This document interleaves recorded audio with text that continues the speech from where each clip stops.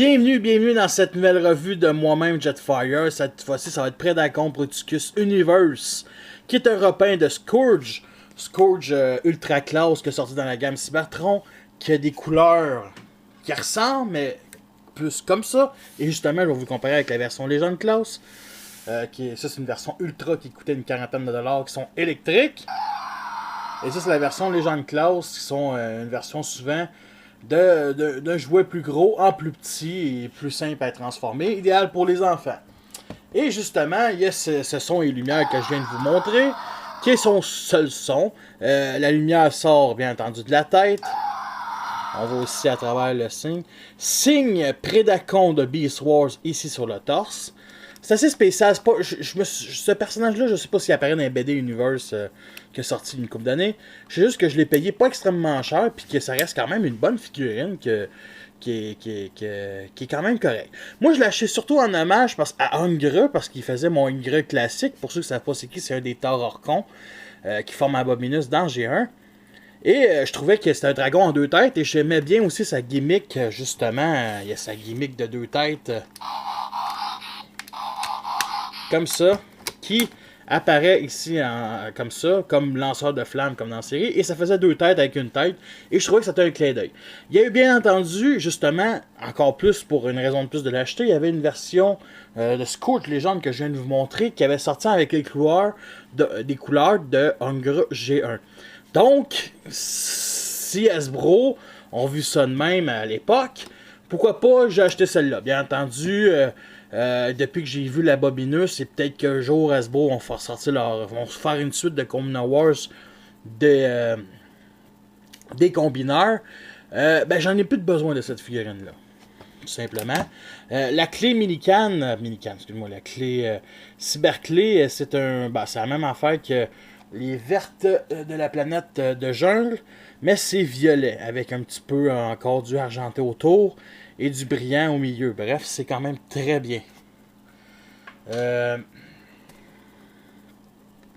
Côté articulation du mode, on va dire dragon, on va remettre ces parties-là ici, ces côtés, comme ça. De même. La tête, elle baisse ou elle monte, mais c'est une étape de transformation. La mâchoire s'ouvre comme ça. Ce n'est pas une étape de transformation. La tête bouge comme ça. Ici, les pattes de dragon avant sont articulées. Il y a ça aussi qui, sur Ratchet Joint 360 degrés. L'autre bord ne fait pas exception. Whoop.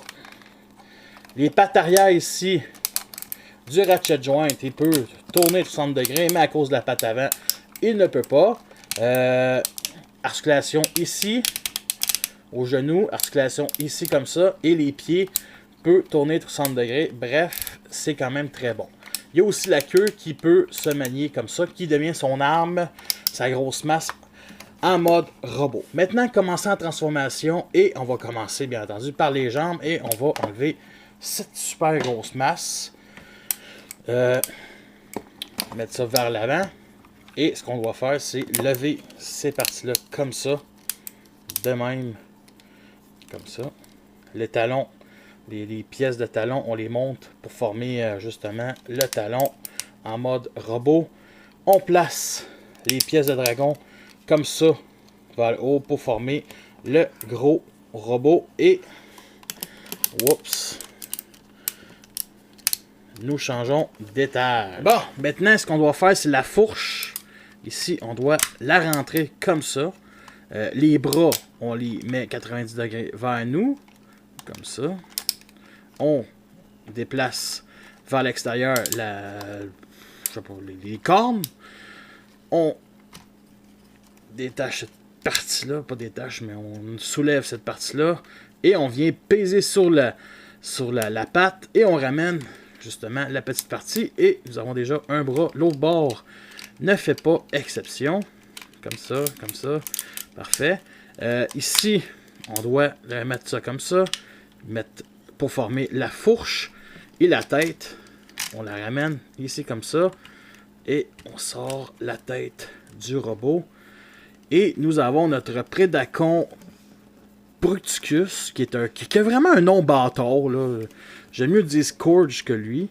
Et son arme ultime, on vise cette partie-là comme ça, le pic de même, et ça forme une genre de hache, comme ça. Et nous avons notre Prédacon Bruticus qui est prêt à tuer des Autobots, ou des Maximales. Petite comparaison justement avec le Scourge Légende ici, qui la grosseur, ben c'est ça, c'est du Légende classe, ça arrive à la fourche, comme ça, c'est quand même bien. La tête est quand même belle. Rien de révolutionnaire, c'est vrai. Je mentirais pas que c'est un personnage dont j'en ai un peu rien à foutre.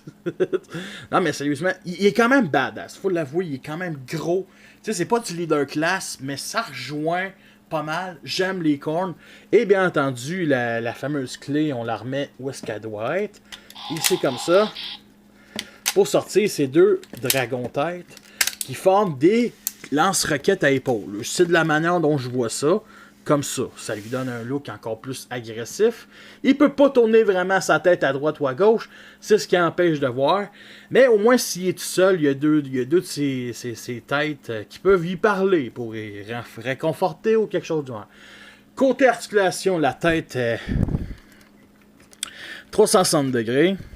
Ici, c'est bien entendu comme le mode animal. C'est un 360 degrés.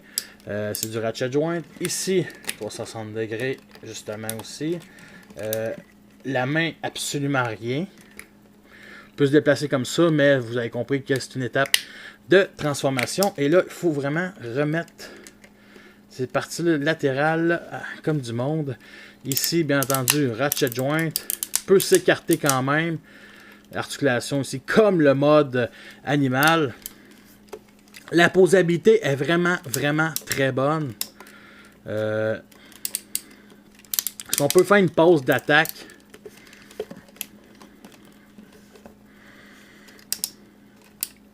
Ouais, c'est un psychopathe. Ok, c'est sûr qu'il ça tient plus ou moins. Mais il y a une allure de petit psychopathe. J'allais dire petit patte, mais psychopathe. Le backpack est quand même très bien. Il y a les dragons ici qui se logent ses côtés, donc pas grand chose. Le bout, justement, il y a un autre bruit en pesant sur le piton qui forme un peu les lance-roquettes des deux têtes. J'aime ce look-là, j'aime bien.